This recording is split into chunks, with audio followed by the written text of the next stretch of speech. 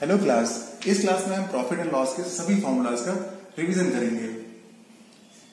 Profit selling price minus cost price, loss cost price minus selling price, ये पहला formula था, ये दूसरा फॉर्मूला है।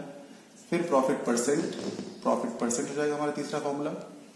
Profit upon cost price into 100, four formula हमारा। लॉस परसेंट के ऊपर लॉस हो जाएगा, नीचे कॉस्ट प्राइस इंटू 100। ये हमारे फोर फॉर्मूलाज हो गए। एक फॉर्मूला और यहाँ बताते हैं, 5 फॉर्मूलाज। ये हमारा हो जाएगा सेलिंग प्राइस के रिस्पेक्ट में cost price into 100 plus profit upon 100। और ये है हमारा प्रॉफिट के केस में।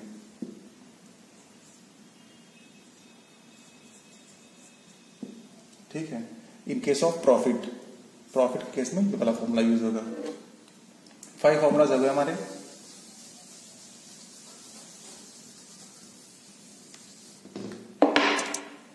सिक्स फॉर्मूला है हमारा सेलिंग प्राइस का ही फॉर्मूला होगा, कॉस्ट प्राइस इंटू 100 माइनस, यहां पे हमने माइनस लगा दिया क्योंकि लॉस के केस में है ये, इन लॉस केस, इन लॉस।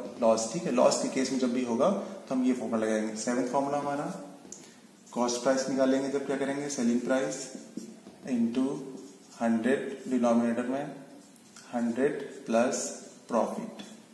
अगेन सीपी का फॉर्मूला 8th फॉर्मूला हमारा हो जाएगा, सेलिंग प्राइस इंटू 100, डिनोमिनेटर में लॉस, परसेंट यहां पे आ जाएगा। ये हमारा है प्रॉफिट के केस में, ये हमारा लॉस के केस में। 8 फॉर्मूलाज हो गए हमारे यहां तक।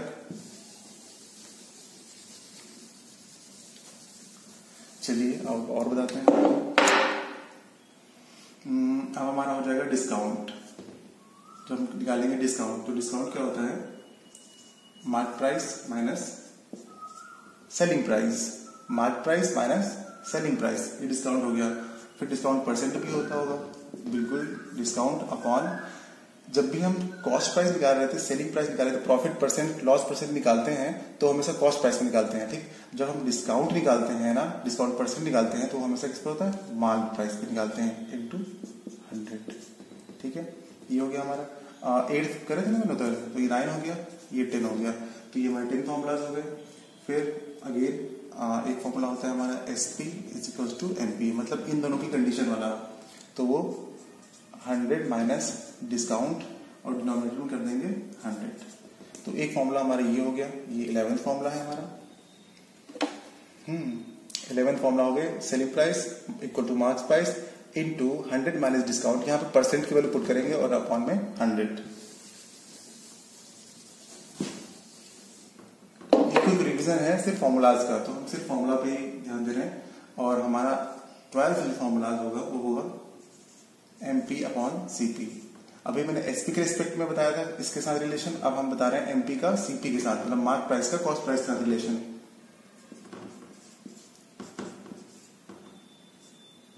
ये हो गया।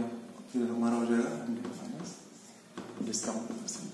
अब ये परसेंट यहाँ पे लगा होता है, हमने नहीं लिखा क्योंकि यहाँ पे ये दोनों क्या हो जाएगा, परसेंट कैंसिल आउट हो जाएगा, इसलिए हमने नहीं लगाया। ठीक, वैसे यहाँ पे होता है परसेंट। ठीक, तो ये हमारे 12 फॉर्मूलाज थे, बहुत इंपॉर्टेंट फॉर्मूलाज थे जो कि हमने आपको बताया है। ठीक है, अब इसके हम सिर्फ फॉर्मूलाज की रिवीजन है, लेकिन हमारी क्लास करने से पहले, आप किसी भी क्लास करिएगा, आप उससे पहले मैं आपको बता दूं कुछ फ्रैक्शनल फॉर्म्स जो कि बहुत इंपॉर्टेंट है, जैसे कि 50% होता है। अब देखिए, इसे हम 1/2 लिखते हैं।